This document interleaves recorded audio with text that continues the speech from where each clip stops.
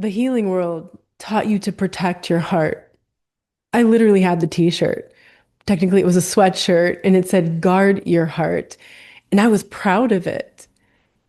10 years ago, guard your heart meant me exactly where I was in the aftermath of pain, needing distance, needing protection, needing to stop the wound from continuing to bleed. And cutting my mother out of my life at that time was the only way my system knew how to create enough safety to begin healing. So it wasn't wrong. It was a necessary stage. But from where I am now, looking back, I can see that phrase was carrying a defensive interpretation. It felt more like close your heart.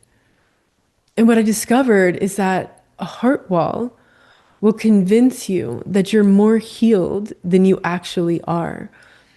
And that's a dangerous assumption because pride and denial will cause you to overlook important things that need your tending.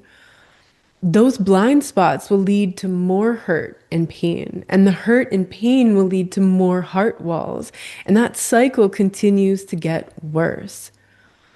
But what I finally realized was that the biblical reference of guard your heart, for everything you do flows from it, as if it were a spring, really means something closer to steward your heart by tending it. And that's a very different tone than closing your heart behind walls. A walled heart is organized around pain. A tended heart is organized around wisdom. The healing world teaches us to speak our truth and hold our boundaries, to stop putting up with toxic people, to keep your guard up so you won't get hurt again. And for many people, especially those coming out of enmeshment, neglect, or narcissistic abuse dynamics, families where there were no boundaries at all, that was a necessary and life-saving first step. It was valid in its season. And having boundaries is very important in life. But what if, somewhere along the way, that boundary stopped being a door and became a wall? Because after all the pain, you didn't know how to trust yourself to know when to open the door and for whom. What if the language of protecting your peace started vibrating less like sovereignty and more like isolation and self-righteousness? What if the very protection that you built to survive the pain is now the thing keeping out the love, the intimacy, the connection, the belonging that you've been praying for? Before we go deeper, I want to be very clear.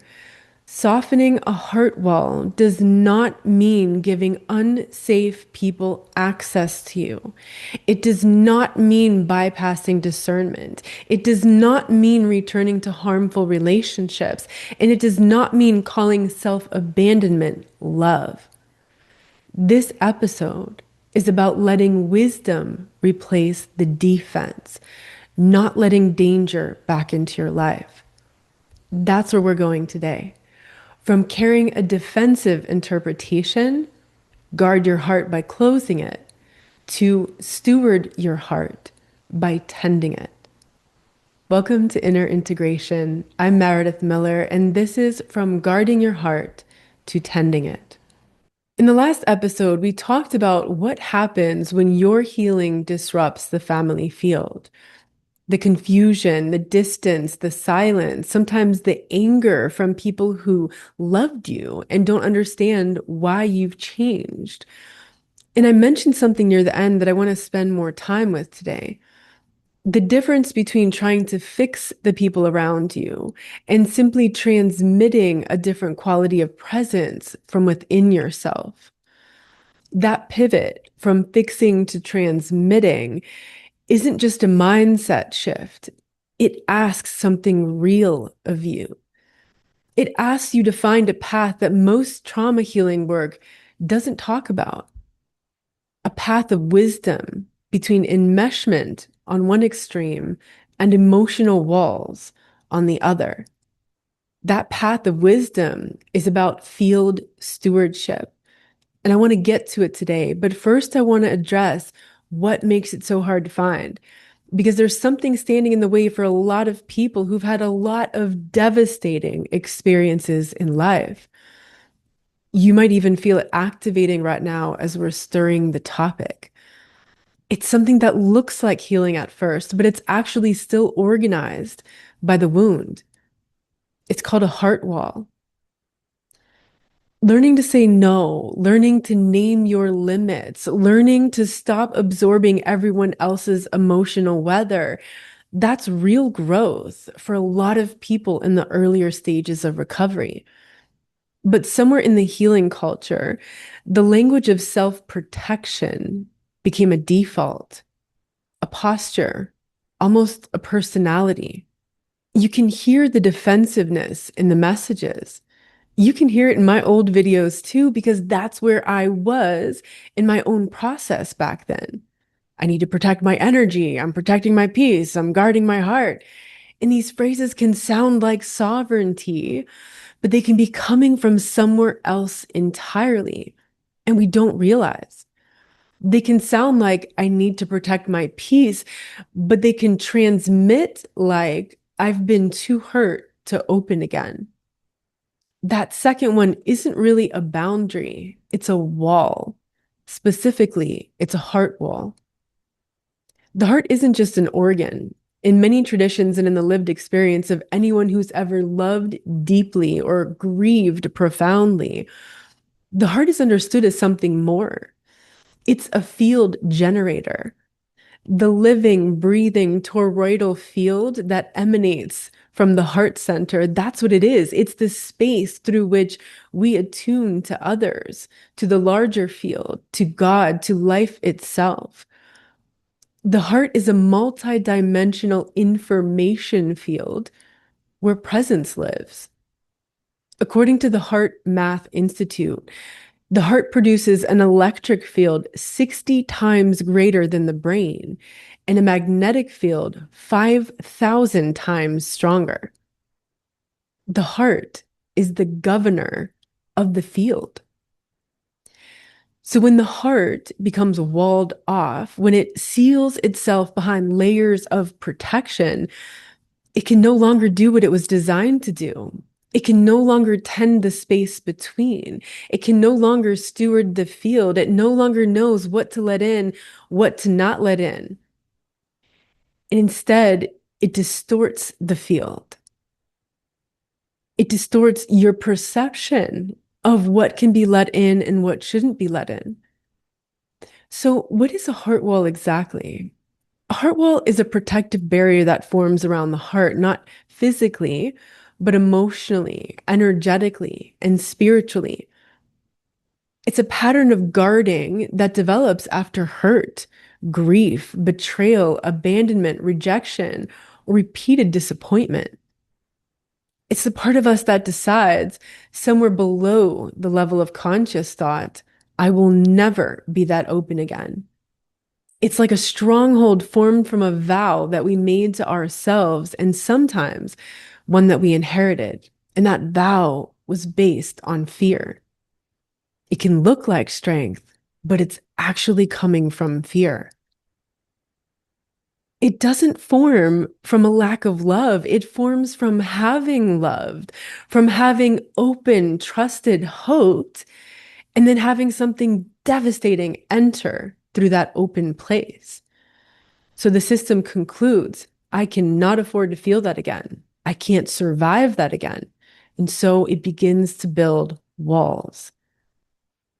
You might feel it like a density or a heaviness in your chest, a tightness, a subtle bracing, a gripping, a poking, a contraction, or maybe a sense of watching from behind glass where there's still warmth, there's still care, there's still desire for closeness, but something unconscious regulates how much can actually come in or go out.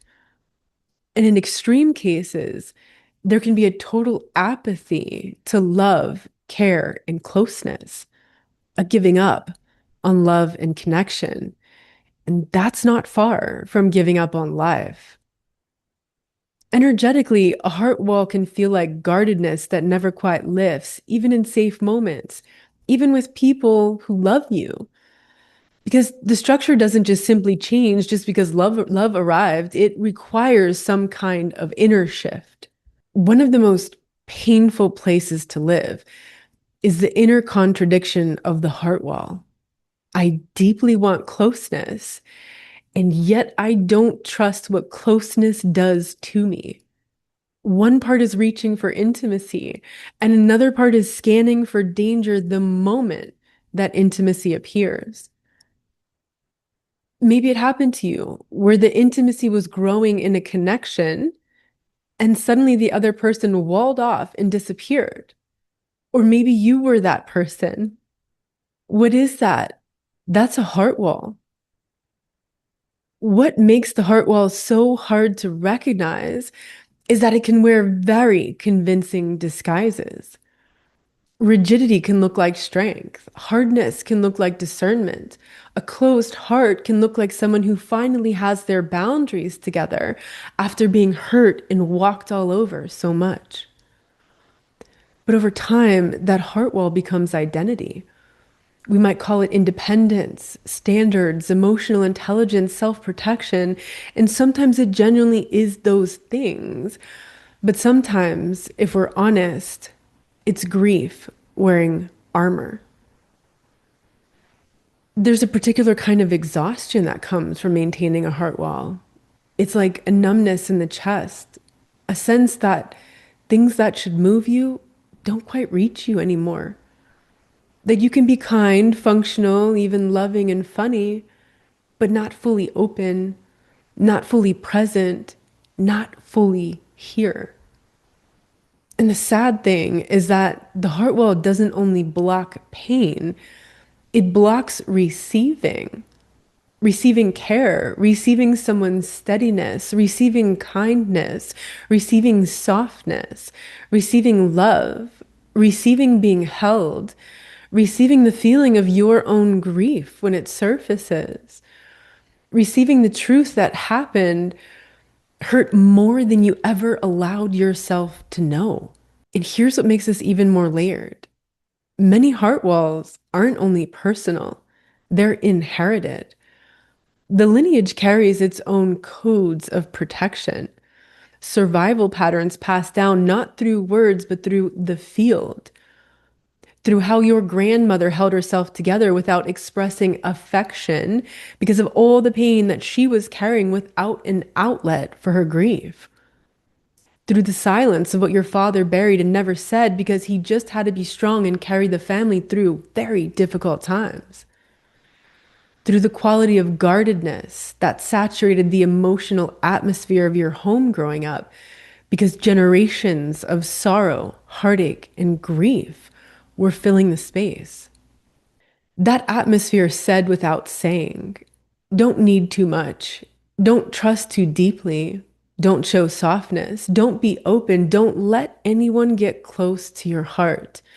Love, but at a distance. Those were survival codes. They served a purpose. For some of our ancestors, that was genuinely necessary. Keeping the heart closed meant keeping the self intact in conditions that were brutal, unstable, or unsafe in ways we may never fully know. But those codes get passed forward. And now they're organizing your nervous system, your relational patterns, your capacity for intimacy, your heart walls, in a context where the original danger no longer exists, where what you're actually being protected from is the love and connection that you're longing for. So it requires growth in order to open to love and connection, in order to evolve on behalf of our lineage. And that growth requires courage, but it doesn't mean sacrificing discernment. And without growth, the defended heart often meets another defended heart. One guarded nervous system invites another into guarding. One unhealed lineage keeps asking each generation to protect themselves from the very love that they're longing for. So the family line continues, but the connection and love die tragically. And nobody really understands why it had to be that way. This is why the work of softening the heart wall isn't just personal healing, it's ancestral alchemy. And I want to pause here for just a moment before we go deeper. Our next monthly coffee and chat is going to be Saturday, July 11th. Some people ask for more advance notice so they can change their work schedule to be there. So this way you'll have more time to plan. This is an opportunity to gather with others who are on this journey, to share and to connect on a unique theme that I'll bring each month. It's not for coaching. I'm not teaching anything. It's not for giving advice. It's simply a space to speak what perhaps has nowhere else to speak and to share presence in a way that you may not experience elsewhere. You'll find the link to pre-register in the show notes. Then be sure to click the calendar invitation in the email after you register so it gets added to your digital calendar. Then you'll see it in your local time zone. And when it's time for the gathering, you could just click on the link in your calendar instead of having to search through all your emails. You know what I'm talking about. After doing the early healing work, leaving the toxic relationships, naming the patterns, learning about nervous system responses, reading the books, doing the therapy or coaching, it's normal that many people swing into hyper independence or emotional withdrawal or performing strength. And that can feel like growth because it's less chaotic than what came before. There's less trauma, less drama. From the outside, it can look like someone finally has their life together. But underneath, the system is still unsafe, still insecure, still organized from the wound, just in the opposite direction. The pendulum swung, and the wound is still the organizing principle. This is still a trauma response. It's just quieter. It looks more healed, and it's harder to see precisely because it feels better than the enmeshment and devastation did. The real inner work, the deeper work, begins when you develop enough inner stability and nuance to feel the difference between a boundary that comes from clarity and one that comes from constriction, between defensiveness and discernment, between a sacred no and an echo of an old rupture, between a door and a wall. That's the beginning of sovereignty.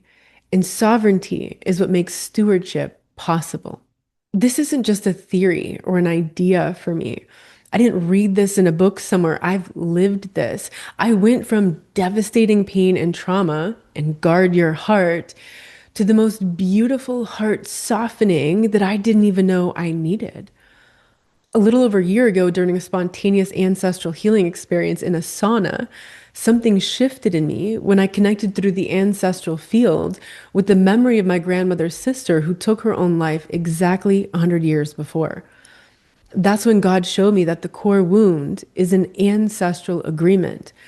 And I don't mean agreement in the conscious sense. I mean a field level pattern, an inherited organizing principle that says this is how the heart learned to stay safe in this lineage. It was set up in a way that we can't heal it alone because the pain didn't happen in isolation. It happened in relationship, in a family field. So the transmutation of the core wound into medicine requires that the agreement be released in that field where the memory of the ancestor exists, and then making a new agreement moving forward. Before that day in the sauna, I'd been aware of a wall around my own heart, one that I'd been carrying for a long time, one that had formed for very real reasons around very real pain. And there was a time when that wall had barbed wire on top. Talk about keeping people out. And the height of the wall was slowly, over the recent years, shortening because of the deeper inner work that I was doing. But in that experience that day in the sauna, the heart wall finally began to soften. Not all at once, not dramatically. It was almost more like an exhale, that something in the architecture of my life changed unmistakably. And then something unexpected happened. The field shifted and my relationship with my mama changed. Within a couple months, she became a different person, less guarded, less defensive, and so was I. We were suddenly able to connect deeply in a way I had honestly never experienced with her or expected could happen. It was like something between us that was always distorting the love and blocking our true connection finally released because it wasn't really part of either one of us. We were wearing our adaptations. I didn't fix her. I didn't have a conversation with her that changed everything. I didn't do anything to her at all. She didn't even know what happened. So, how is it possible for that relationship to heal after so much pain and distance? My heart wall softened and the field responded. After realizing that the wound I was carrying wasn't even really mine, that I'd inherited it, something devastated and unmetabolized in my lineage.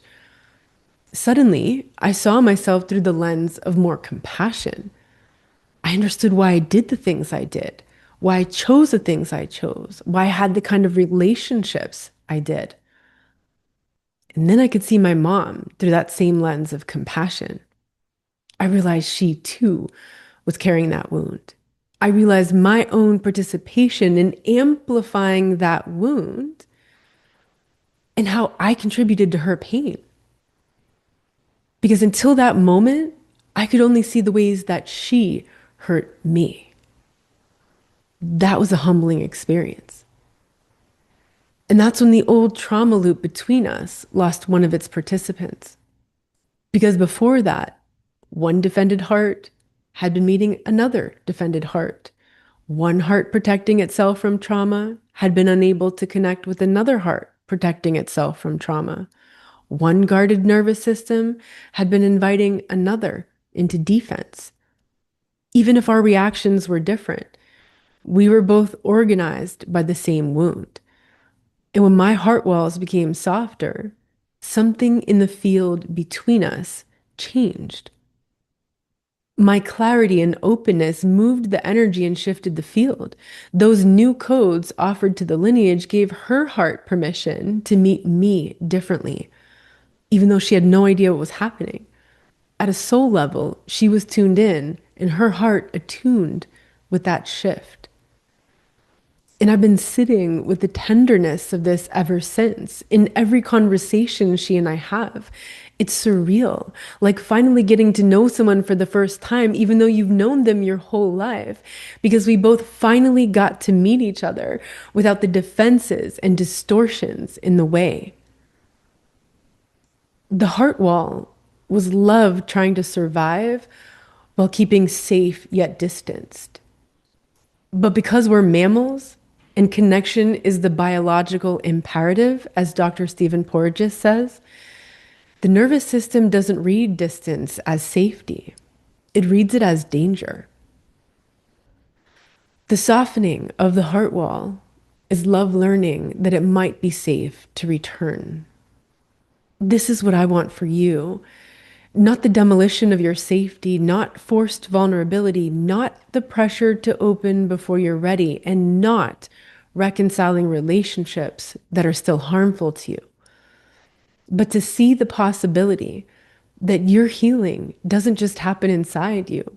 It also happens in the field between you and the people you love, including those you've never met. And I share that not because your story will look like mine, but because the principle is the same.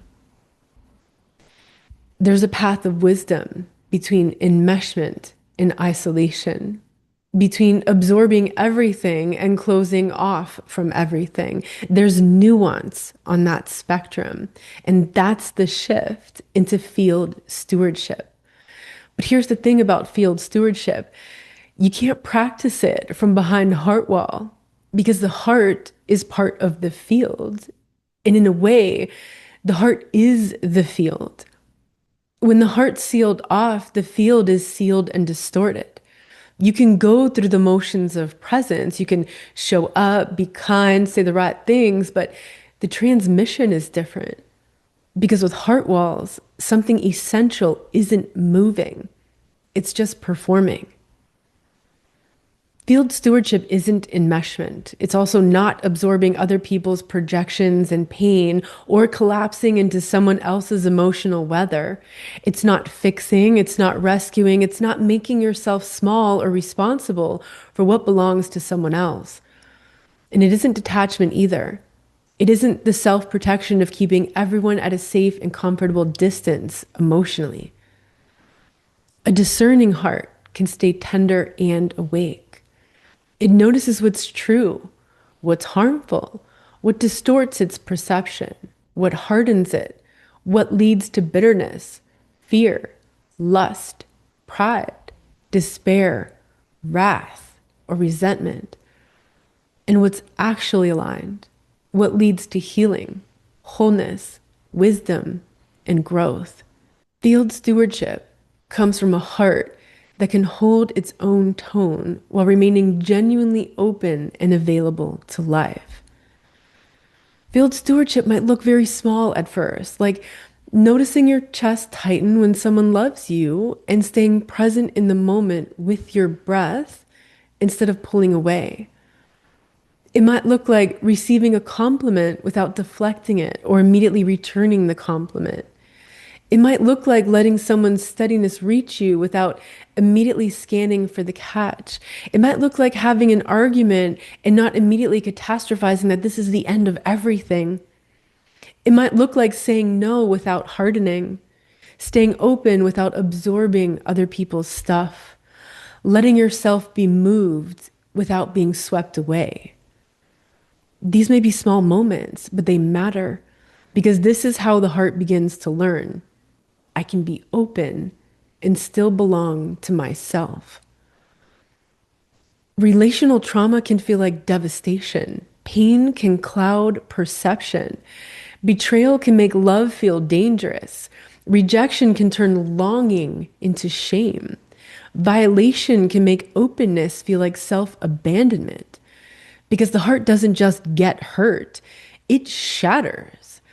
And the pain causes the heart to begin organizing around an injury in order to survive.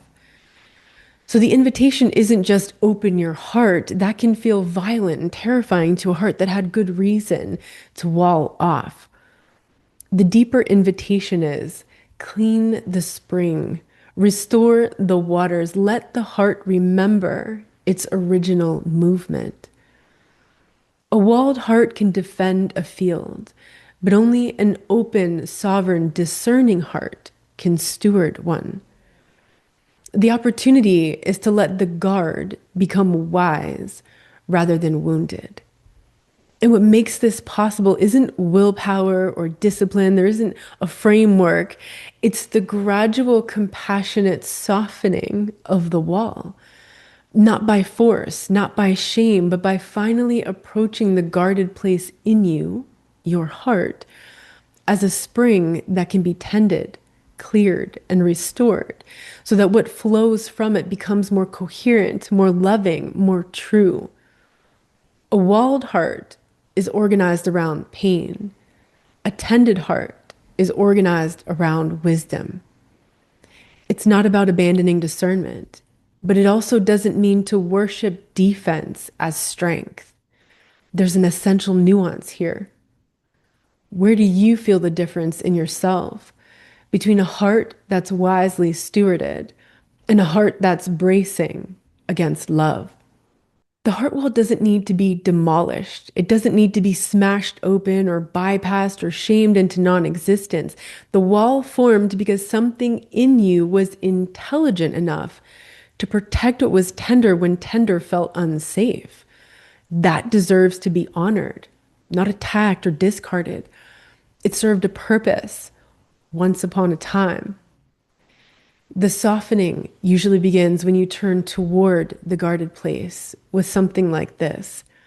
I see why you formed. I see what you were protecting. You don't have to disappear all at once. We can learn the difference between past danger and present tenderness stewarded through the wisdom of discernment. A wall can transmute into something more like a living membrane, one that can filter through the wisdom of discernment and knows the difference between what will harm you and what's safe to receive. And as it does, something else becomes possible. Micro stewardship, small moments of staying present in discomfort without abandoning yourself or shutting down. Moments that rewire the nervous system in real time. Moments when you notice the activation and stay present with yourself. Your system is learning that you can be moved without being swept away. You can be open without being unsafe. You can trust yourself to know how much to open, when, and with whom. This is the growth of discernment. And it might begin in the smallest moments, not the biggest ones. Don't mistake the wall for wisdom. The wall may have protected the heart once, but wisdom learns to keep the heart center clear without keeping it closed. So I want to leave you with this. If there's a wall around your heart, it didn't form because something's wrong with you. It formed because you loved, open, and were deeply hurt in that open place. It formed because a younger version of you, and perhaps a version of someone in your lineage long before you, decided that staying open was no longer survivable. The wall was love trying to survive. And that's worthy of reverence, even in its distortion. Perhaps now you're realizing the old heart walls aren't serving you anymore.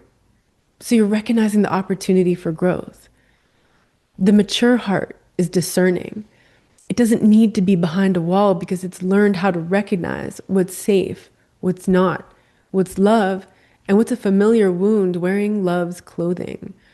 And most importantly, it's learning how to trust itself. So if you're here listening to this, maybe something in you is ready to ask, is the wall still serving you?